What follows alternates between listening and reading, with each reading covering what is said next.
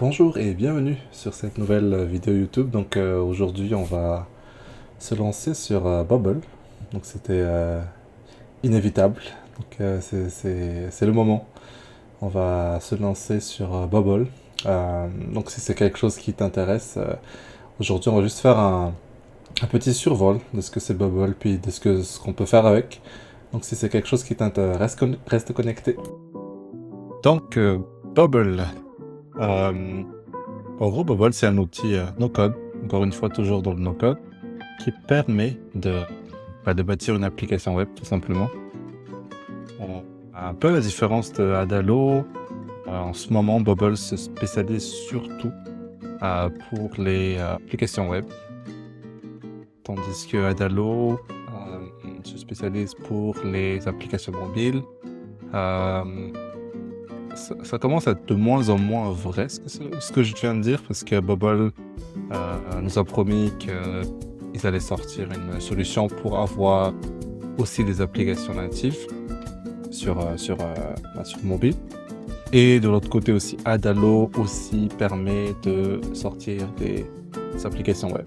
Donc ce que je viens de dire commence à ne plus être vraiment vrai, mais en général, c'est une généralité, disons. Aussi avec Bubble, en fait on peut faire plus de choses, tout simplement.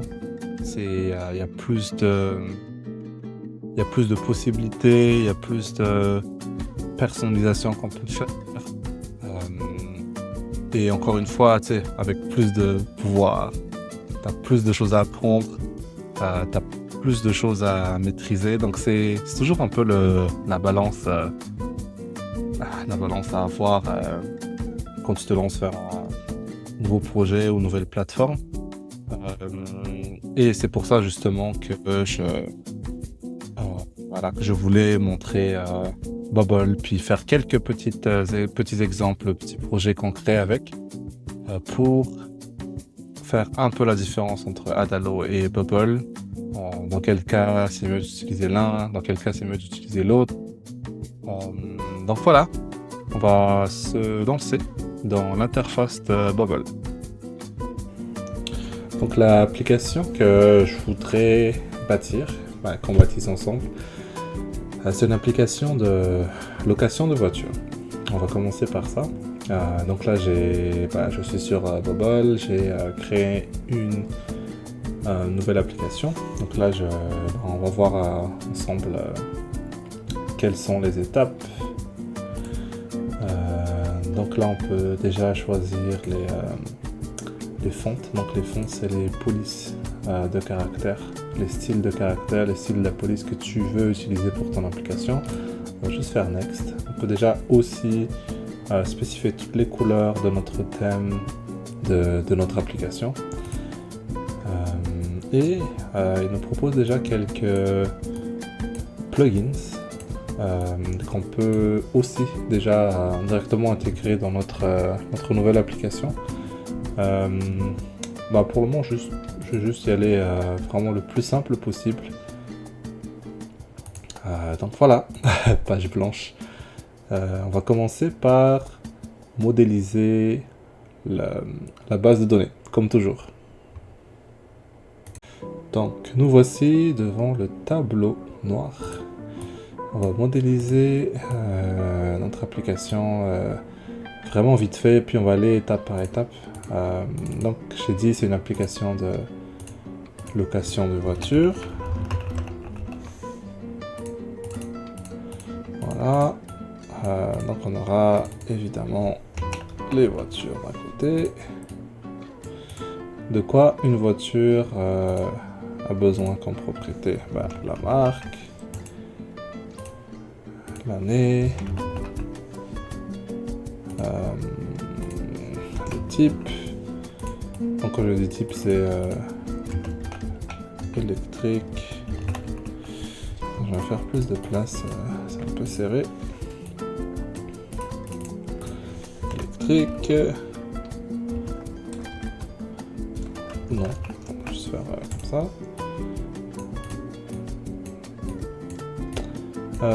Quoi d'autre? Le nombre de places.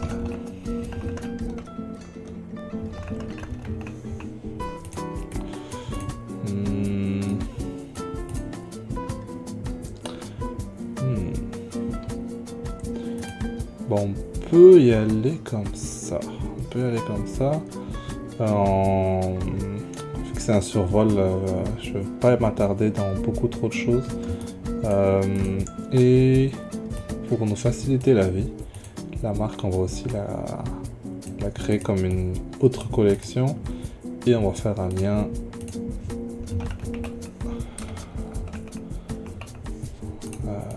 comme ça. Voilà. La marque, bien sûr, le nom de la marque, tout simplement. Excusez. On va commencer par ça. Puis on va ajuster au fur et à mesure. Ok, donc de retour sur Bubble. On va aller dans Data. Je vais zoomer un peu. Parfait. On va créer un nouveau type. On va l'appeler. Là, je vais mettre en anglais car. Voilà. Donc, qu'est-ce qu'on avait dit? Donc, car. On aurait besoin de l'année. On va mettre l'année. Donc, l'année, le type et le nombre de places.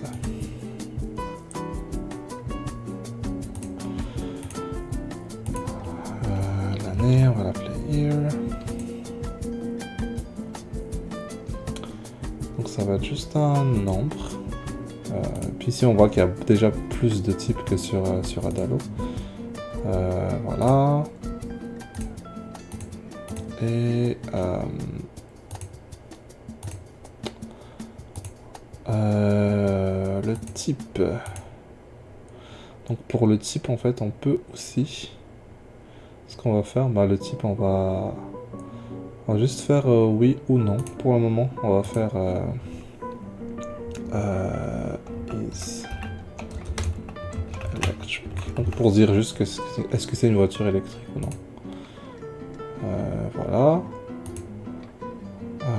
Et la marque, on va créer un nouveau type qu'on va appeler la marque. Puis la marque, il y a le nom de la marque tout simplement qui va être un texte. Donc maintenant si on revient dans car, on va ajouter un lien entre la voiture et la marque. Voilà. Le type c'est un maker. Et voilà. Donc voilà. Ça fait le tour déjà de ce qu'on veut faire, juste pour commencer, tout simplement. Donc on va commencer par ajouter quelques données dans notre base de données pour pouvoir les afficher par la suite.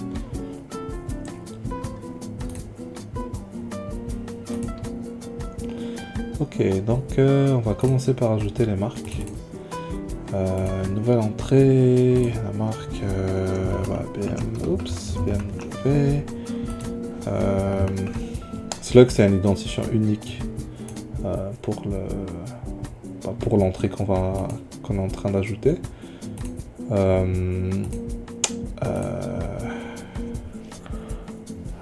Ford. Voilà. Entrée. Volkswagen. Parfait. Ok, donc on va ajouter des voitures maintenant. Une voiture non électrique. Donc là on peut faire une recherche de la marque. Oui, en fait là il met l'identifiant unique qui est généré par Bubble. Donc c'est pas ça qu'on veut. On va dire que on veut le nom de la marque ici. Donc si on refait BMW, là il nous aide BMW. Donc l'année assez récente, 2022, on avait dit que c'était pas électrique. Puis il faut aussi le nom de la voiture. Je pense que ça, on va l'ajouter aussi. Non. Là. On va juste mettre non, tout simplement. Voilà. Slug. Ben, on va juste créer. Oui. On va juste mettre BMW comme Slug pour le moment. On va revenir dans les types. Dans car. On va mettre le nom. Donc on va ajouter un nouveau fil. On va l'appeler name. Et c'est juste un texte. Et voilà. On va revenir dans nos données. Dans les voitures. Ah, ça a créé 2 voitures du coup. On va juste en supprimer. Ou juste le renommer 1. Voilà, on va supprimer. Voilà. Parfait. Donc BM. Identifiant unique, il l'a créé. Donc le nom de la voiture. Je suis pas bon pour les voitures. 328 I. Parfait. On va ajouter notre voiture. Nom électrique. Maker. C'était quoi nom maker déjà? On avait Ford. Année 2002. Ford. Fusion. Créé. Parfait. On va mettre un slug aussi.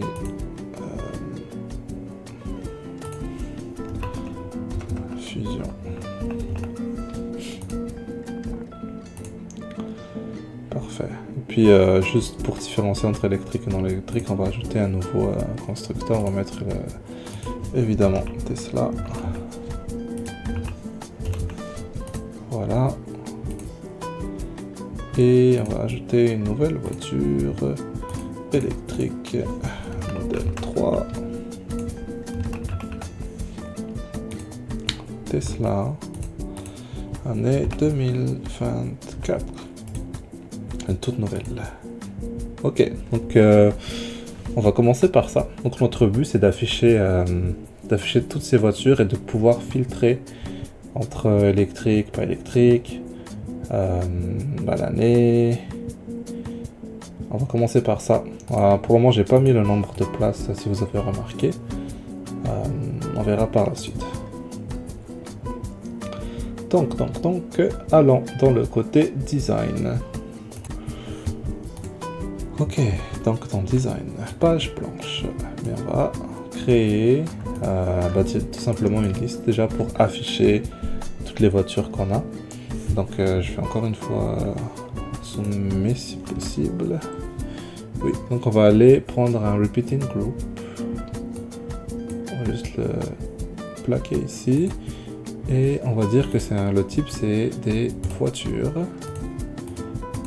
Et on va juste prendre toutes les voitures.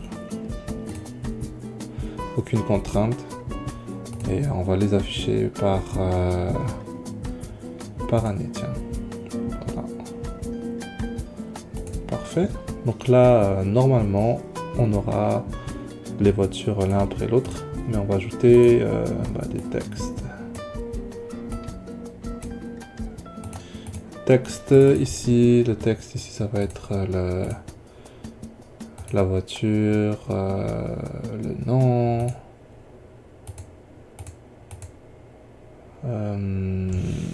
tout en dessous. Oh, oups. On va dupliquer.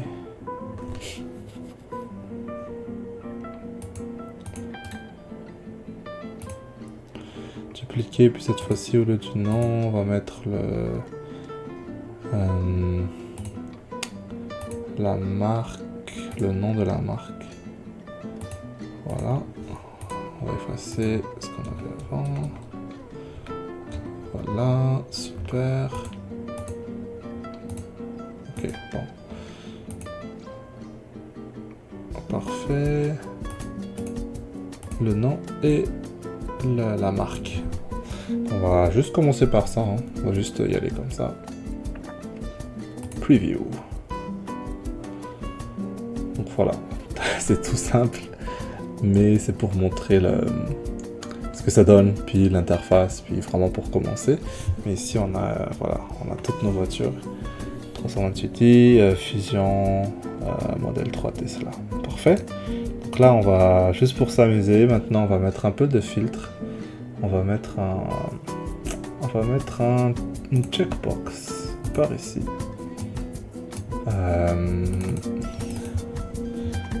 Pour filtrer le fait que la voiture soit électrique ou non.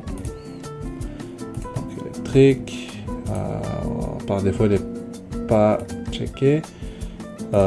Et on va ajouter une contrainte ici, is electric égale, on va mettre un petit nom au checkbox, is electric checkbox.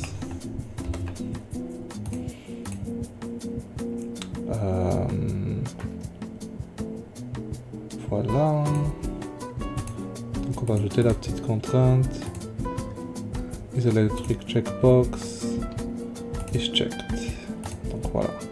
Donc là ça dit, on va juste prendre ceux qui sont électriques si la checkbox de l'électrique est cochée.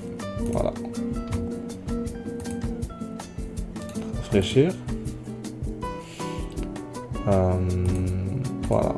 Donc en fait oui, donc par défaut ils affichent pas les électriques. Si je clique, ça affiche l'électrique. On va faire que par défaut on affiche tout. Ici. Voilà, ignore un petit constraint, ça veut dire que si on n'a pas de valeur, on met tout. Et puis par défaut ici on met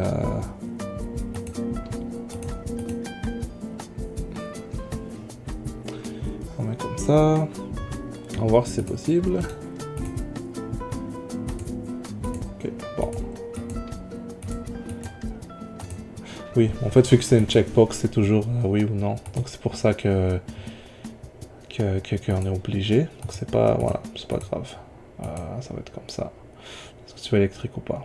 Maintenant, on va afficher aussi l'année. On va mettre un petit texte. Voilà, on va prendre texte. Texte, ici. On va l'ajouter ici. Et ici, ça va être la voiture, l'année de la voiture. Puis on peut la formater comme ça. Parfait, mais on va voir. On va rafraîchir. Voilà, donc tu as l'année ici direct. 2022, Tesla c'est 2024. On va mettre un autre filtre de l'année, juste pour s'amuser un peu. Donc on va créer un input ici. Puis année minimum. Donc on va mettre un minimum year. Par défaut, on va le mettre à 2020 par défaut. Tiens. Puis on va dire que c'est un integer, donc c'est un nombre. C'est un nombre positif qu'on affiche dedans. Donc maintenant, dans notre groupe ici, on va modifier notre petite contrainte pour dire que l'année, on veut qu'elle soit supérieure ou égale à input minier. Donc c'est le value. Parfait. Voilà. Donc là, en fait, je vais modifier un peu notre data pour... Ici, on a 2022, 2024, 2022. Je vais modifier la Ford pour qu'elle soit un peu plus vieille. Qu'est-ce que j'ai appuyé? Ok, mauvais bouton. Donc on va dire que la Ford elle est 2019. Voilà. Voilà. Donc nous, vu qu'on commence à 2020, la Ford ne devrait pas s'afficher. Rafraîchir. La Ford n'est pas là. Si je mets 2019, maintenant la Ford s'affiche. 2017, bah, voilà, tout le monde est là. 2023, j'aurai rien. Et il y aura juste l'électrique 2024. Donc voilà, je pense qu'on va s'arrêter là. Je vais peaufiner un peu plus cet exemple-là dans les prochaines vidéos. Donc c'est vraiment pour tâter le terrain si ça vous intéresse. N'hésitez pas à mettre un like, comme ça je sais que c'est du contenu que vous voulez voir, c'est du contenu qui vous intéresse. Donc voilà, ça va être tout pour aujourd'hui. Merci beaucoup et à la prochaine. Ciao.